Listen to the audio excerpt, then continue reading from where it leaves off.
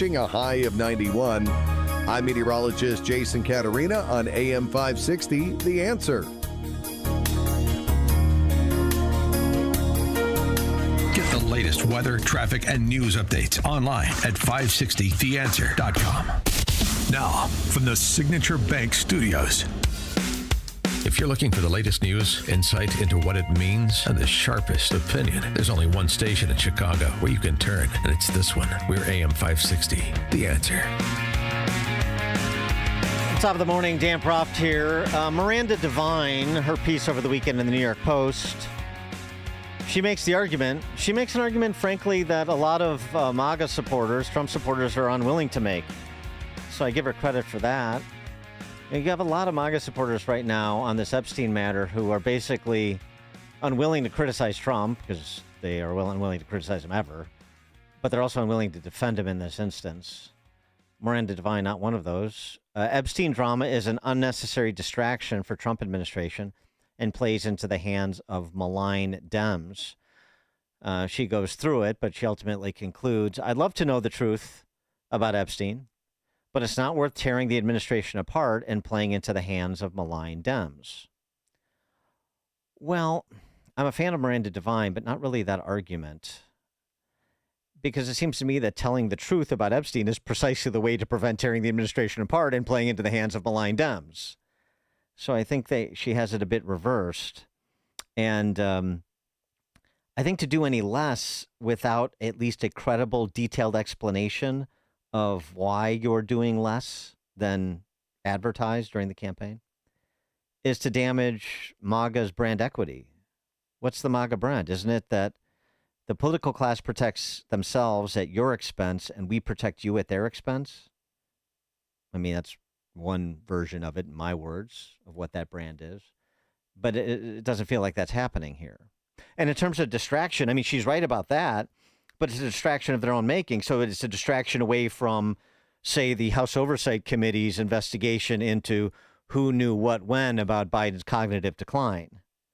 So that we're not talking about some of the things that his doctor, O'Connor, who took the fifth last week, had concluded in reviewing Biden's health.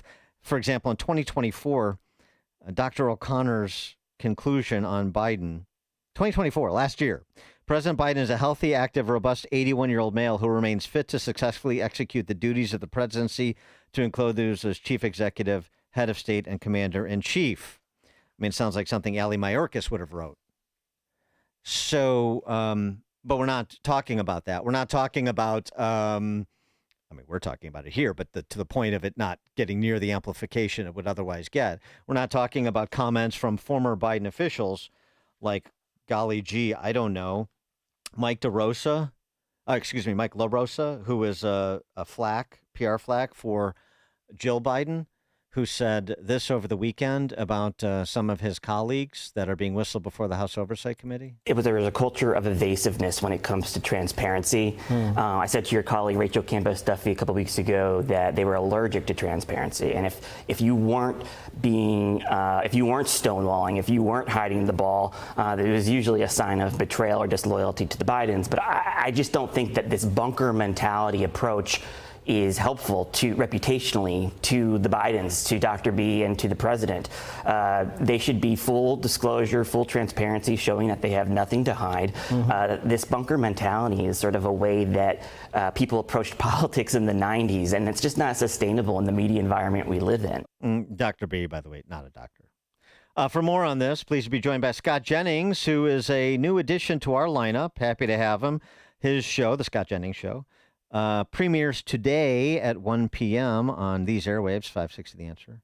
Scott Jennings is also, of course, a CNN contributor, author of A Revolution of Common Sense, How Donald Trump Stormed Washington and Fought for Western Civilization. Scott, thanks for joining us again. Appreciate it. Hey, thank you. Good morning. Congratulations on the show. And your take on the Epstein imbroglio and the all the rumor mongering about a potential crack up at FBI over the handling of it. Well, I've been listening to your comments, and I think you made some interesting points. I also think Miranda Devine, who you referenced, I think she's right that this politically does play into the hands of Democrats who are in such disarray. I mean, they're desperate for anything right now. They can't find their footing. So the only way to bring them back and to resuscitate them is for us to self-immolate on the right. So she's right about that. I think you're right about transparency and honesty in explaining whatever you're going to do, even if what you're going to do is ultimately unsatisfying to a group of people, explaining why you made the decision. And there may be good reasons to explain here about why they're doing what they're doing. Do it fast and do it clearly and do it transparently and put it behind you. That's my advice. I mean, I worked in a White House once, and division is bad. I mean, politics is a team sport. When you're fighting internally in your team, that emboldens the enemy. So I do agree with Miranda on that. Whatever happens must happen quickly, and it must happen clearly. I think that was a good point you made. And especially at that level, too, because you're talking about people that came into the administration with high political profiles, Bongino and Kash Patel, and to see infighting at Department of Justice and FBI, apparent infighting,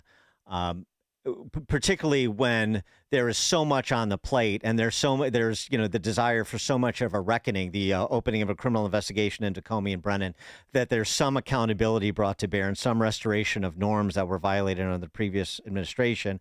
And this detracts from that as well. I totally agree. And look at the New York Times this morning, this new story about the Biden pardons, the use of the auto pen. I mean, this scandal is exploding before our eyes. I was scanning through my social media before I popped on. One of the staff secretaries in the White House for Biden, a nasty partisan named Neera Tanden, all she's doing this morning is tweeting, posting about the Epstein stuff. So you can see where the average Democrat is. They're desperate for Epstein to distract from the real constitutional crisis that we just lived through that's currently being reported on by the New York Times of all places. And so the focus here, in my opinion, and I think we are going to get focus out of the House Oversight Committee, which you also referenced, but the real focus here ought to be on the actual constitutional crisis. And it was what happened to us under Joe Biden. So, I think for the Republicans up in Washington today, we've really got to keep the focus on that. We cannot let them forget about this. This cannot be memory hold. What they did to the country was wrong. Accountability must be meted out here. The Dems in disarray you mentioned at the beginning, and of course that is perhaps being most demonstrated by the situation in New York with the mayor's race in Mamdani, and now Jamie Dimon saying that his friends who are Democrats have big hearts and little brains, which is not complimentary. I don't know how they're his friends, actually, as long as they stay unnamed, I suppose. But it was interesting to hear from the newly minted DNC chairman about Mamdani last week, where he basically, it was really a tell in terms of where the party is, because he could not in any way condemn Mamdani, any view. He just basically said, it's a big tent and there's a lot of room for Leninists, I guess. But it just shows that they're sort of like the story last week about unnamed members of the Democrat Party in the House and Senate saying our constituents are pressuring us to throw caution to the wind, even to the point of violence. Like they have a constituency they don't know what to do with. They're afraid of. They can't repudiate, but they can't embrace. Oh, they're in a pickle because not only is the head of their party forced to say that they're a big tent party with room for actual communists, they're also a big tent party with actual room for the most virulent anti-Semites in the country. They're a big tent party with room for people who are cheering on political violence against people they don't like. I mean, they did it all spring. Look what they were doing to Tesla all spring. People were cheering for this. And now it's ICE. Communists. Yeah, exactly. They got communists. They've got anti-Semites. They've got violence in their party. And that's the beating heart. That's the energy of the left right now. And I mean, imagine if the same conditions existed on the right, if a party leader was saying, well, we have to accept all these crazy things. I mean, people would be going crazy in the national media. And so they're in a real problem, not to mention the policy problems they have. I mean, look what they're defending in California. They're mad about these ICE raids.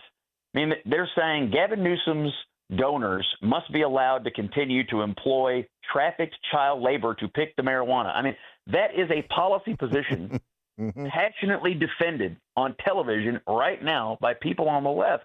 They have no idea what they're doing, and they're destroying their own brand and ability to win elections. I guess outside of New York City, it's going to be very difficult for them as long as the right, the Trump right, stays together and fights together. The left has no message for the bulk of the American people. Yeah, it seems to me, I mean, there's a lot of focus on the Mamdani race right now, the New York City mayor race, but those governor's races in Jersey and Virginia could end up being real tells in terms of where things are truly at present in terms of the political landscape.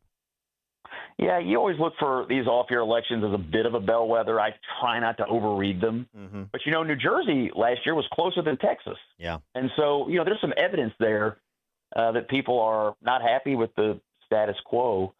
And so I'm anxious to see how they turn out. Same for Virginia. Virginia's always been, one of the races that people focus on because the state has been somewhat purple, has a Republican governor right now. Of course, it also has a lot of government workers, that live in Northern Virginia. So I'm watching those anxiously. I don't want to overread it, but absolutely, we have to look for signs there about how the people are flowing. I was talking to a pollster last night about the national generic ballot.